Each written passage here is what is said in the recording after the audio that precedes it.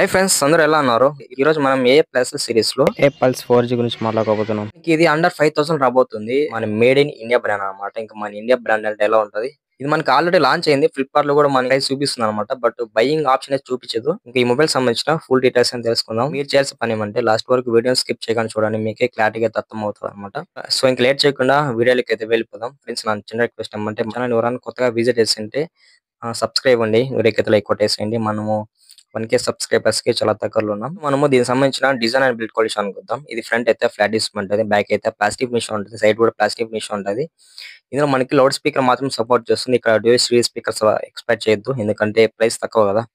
అలాగే ఇక్కడ 3 head phone Jack కూడా సపోర్ట్ చేస్తుంది అనమాట. బడ్జెట్ ఫోన్ కదా, మినిమం 3.5 హెడ్ ఫోన్ జాక్ అయిపోతే అది ఇంకెందుకు ఆ ఫోన్. అలాగే side motor finger print support ఉంది. ఇంకా చూడండి ఇక్కడ మనకి ఐపీ రేటింగ్ అయితే వీళ్ళు మెన్షన్ చేయలేదు. మనకి 8.5 థిక్నెస్ ఉంటుంది. వెయిట్ విషయానికి చూసినట్టయితే 193 గ్రామ్స్ అయితే వెయిట్ ఉంది అనమాట. సో మనకి డిజైన్ బిల్డ్ క్వాలిటీ అయితే చాలా బాగుందని చెప్పొచ్చు. ఎంతైనా కానీ మనం మేడ్ ఇన్ ఇండియా బ్రాండ్ కాబట్టి డిజైన్ యూనిక్ ఉంటుంది. అండ్ డిజైన్ బిల్డ్ క్వాలిటీ కూడా యూనిక్ ఉంటుంది అనమాట.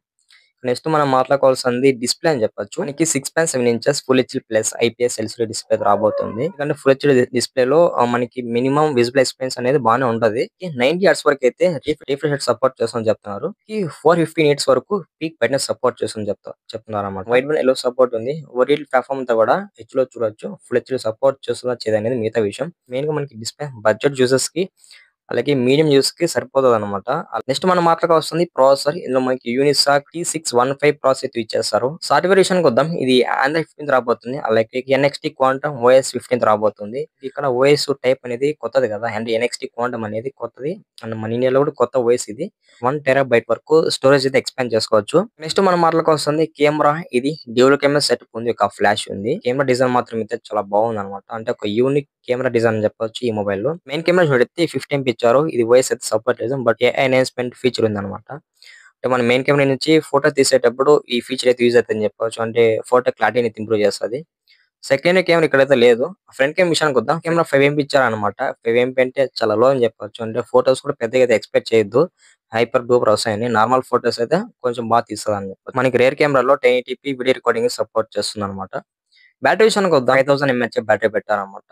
సరిపోతుంది. బడ్జెట్ ఫోనే కదా. అలాగే 10 వాట్స్ అయితే ఛార్జింగ్ సపోర్ట్ ఉంది అనమాట. 10 వాట్స్ అంటే నాకు తెలిసి 2 అవర్స్ పైన అయితే టైం తీసుకుంటది ఫుల్ చేయడానికి.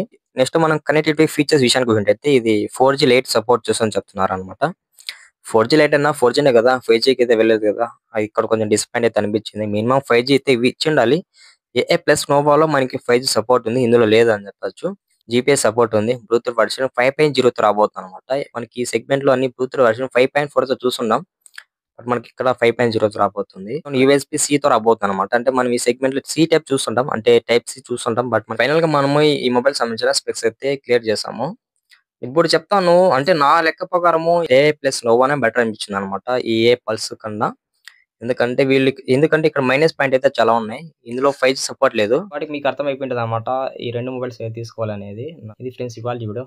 నెక్స్ట్ వీడియోలో మళ్ళీ కలుద్దాం. అండ్ ఛానల్ కొత్తగా వచ్చిన కూడా సబ్స్క్రైబ్ అండి. వీడియోకి అయితే లైక్ కొట్టేసేయండి.